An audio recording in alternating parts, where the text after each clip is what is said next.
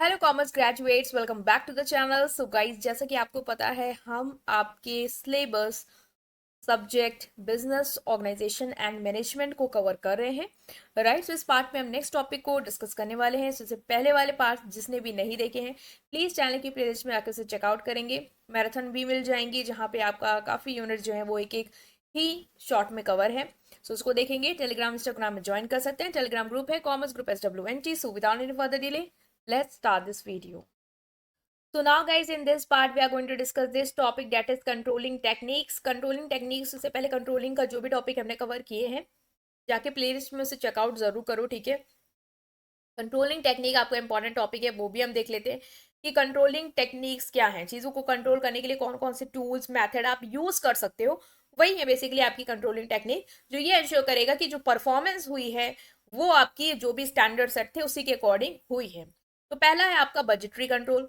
ये ऐसी टेक्निक होती है जो ये इंश्योर करती है कि बजट के अकॉर्डिंग चीजें हुई हो, ठीक है। मीन्स यहाँ पे आप जो भी आपकी एक्चुअल फाइनेंशियल परफॉर्मेंस है, ठीक है, जो अभी आपका एक्चुअल में फाइनेंशियल परफॉर्मेंस हुई है, जो भी एक्सपेंस हुए हैं, जो भी रेवेन्यू आपने अर्न किया है, वो उतना ही हो जितना आपने प्लान करके रखा था बजट में। और अगर कोई वेरिएशन है तो फिर आप इस कंट्रोलिंग टेक्निक को यूज करके उसको क्या करते हो, ठीक करने की कोशिश करते हो, ताकि आपकी एक्सपेंस रेवेन्यू कॉस्ट जो है वो प्रॉपर रहे। जैसे कि आपका जो भी मंथली एक्सपेंसेस है उसको आप क्या कर रहे हो, मॉनिटर कर रहे हो।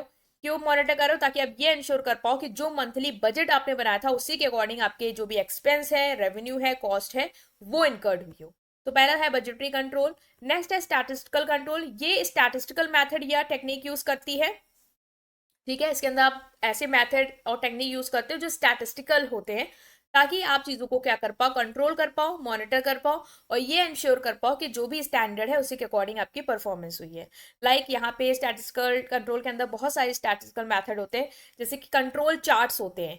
उनको यूज करके आप ये ट्रैक कर सकते हो कि जो भी आपका परफॉर्मेंस हुई है, लाइक आपका अगर मान लो कोई प्रोडक्ट का डिफेक्ट है, मैन्युफैक्चरिंग प्रोसेस आप कर रहे हो, उसमें आप ये देख सकते हो कि कोई भी प्रोडक्ट में जो डिफेक्ट है उसको ट्रैक कर सकते हो कंट्रोलिंग चार्ट के थ्रू, कि चीज़ें जो है वो प्रॉपर गई हैं नहीं है। अगर कोई डिफेक्ट हुआ है प्रोडक्शन प्रोसेस के दौरान तो हम उसको क्या करेंगे, फिक्स करेंगे।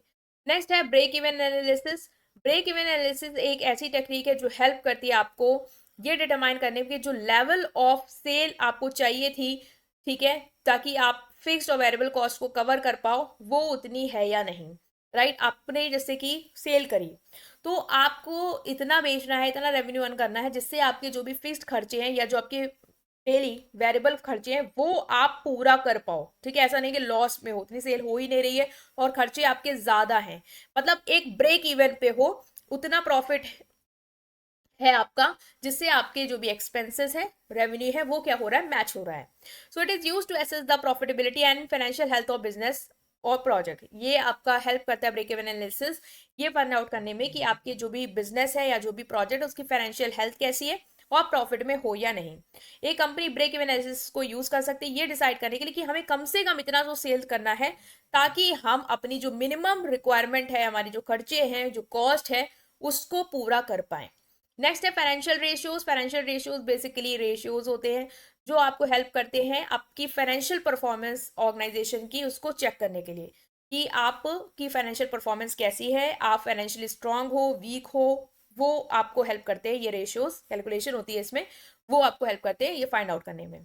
कॉमन रेशियोज होते हैं liquidity ratio, solvency ratio, accounts में अपने पढ़े होंगे। इन रेशियो के थ्रू आप अपने ऑर्गेनाइजेशन की फाइनेंशियल हेल्थ पता कर सकते हो। जैसे डेट इक्विटी रेशियो, कितना आपकी खुद की इक्विटी है, कितने आपके डेट है, इसका रेशियो आपको बता सकता है कि आपकी कंपनी की परफॉर्मेंस कैसी है। मान लो आपके ऊपर डेट ज्यादा है और इक्विटी आपकी कम है, तो ऑफकोर्स आपकी फाइनेंशियल परफॉर्मेंस वीक है। सो ये रेशियोज आपको हेल्प करते हैं ये डिटरमाइन करने के लिए।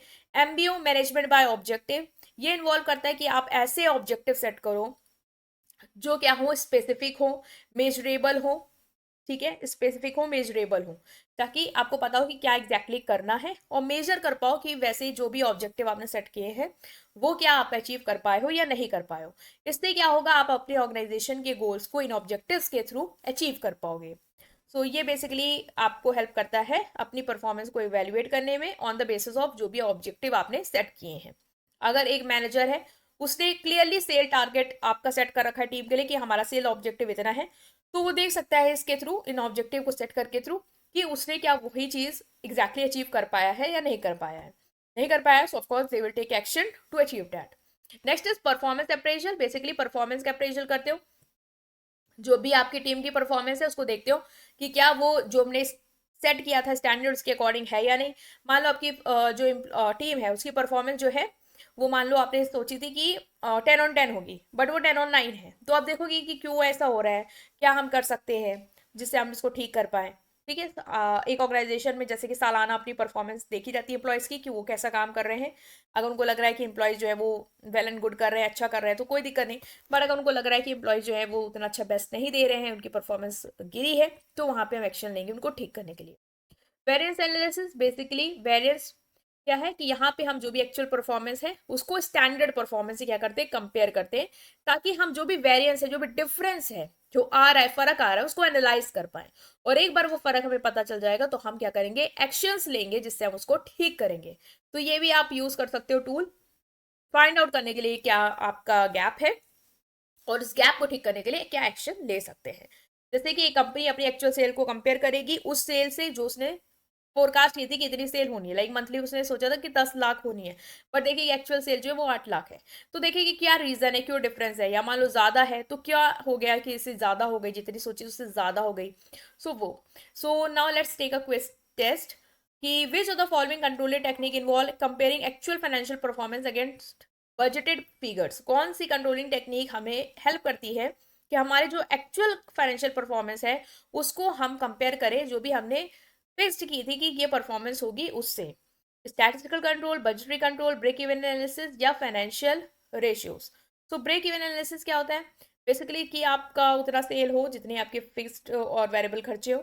ठीक है, बजटरी कंट्रोल जो है वो आपको ये मेंटेन करती है कि जो भी बजट आपने सेट किया उसी के अकॉर्डिंग आपके क्या हो, खर्चे हुए हो, फाइनेंशियल परफॉर्मेंस हुई हो। तो ये हो जाएगा आपका answer, that is budgetary control.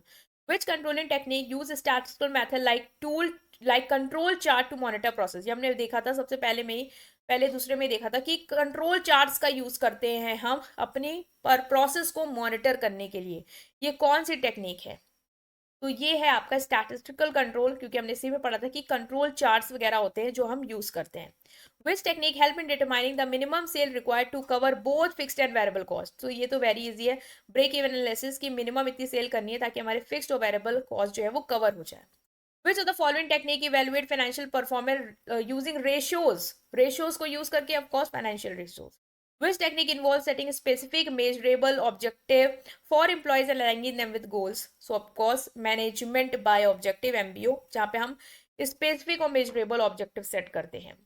Which technique involve evaluating individual और team performance against set standard and providing feedback for improvement?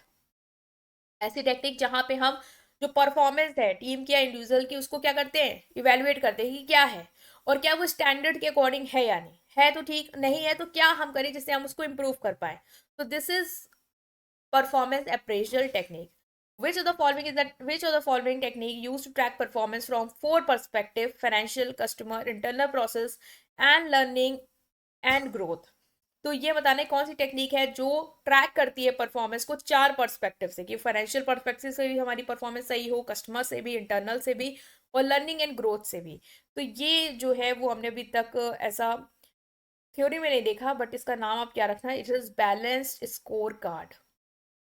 ठीक है, कि हमारी ये चारों परफॉर्मेंस, ये चारों एंगल से हम क्या हो, बिल्कुल बैलेंस्ड हो, सटीक हो। राइट गाइस, तो आउट ऑफ 7 जो भी आपका स्कोर बना है उसको आपको क्या करना है, कमेंट सेक्शन में दे देना है और वीडियो को लाइक करना है, चैनल को सब्सक्राइब करना है, अपने फ्रेंड के साथ इस पूरी प्लेलिस्ट को जरूर शेयर करना है। Thank you.